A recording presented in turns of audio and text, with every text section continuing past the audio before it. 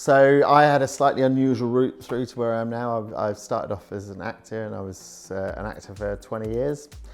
And whilst doing that, I started writing and directing theatre shows, and then I sort of bought.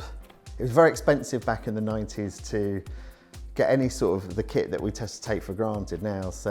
And it was about the time that non-linear edit systems were coming in, and I was spending 400 quid a day on hiring sort of Avid suites, which in those days was quite a lot of money compared to what it is now. And over the years, started to accumulate stuff. So I started sort of learning this stuff and filming my own shows originally, and then from there it sort of took over, started doing more and more things, and then eventually you reach a crossroads where you have to kind of go one way or the other, really. So it's sort of, and then when you start a business, you start employing people and you start having those sorts of responsibilities, then it became very difficult to go off and do sort of tours and things like that. So the company sort of took over my life.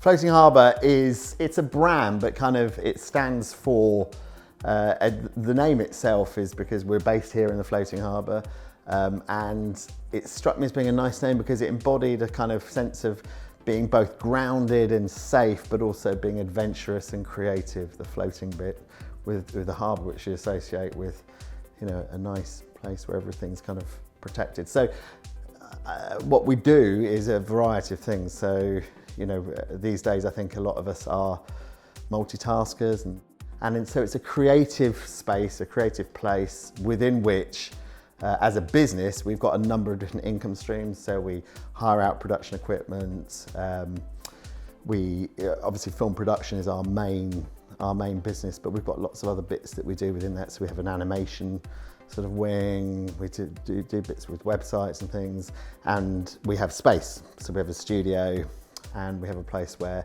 either we can work or other people can come and work. Want to learn pro? Come join us on UniPro.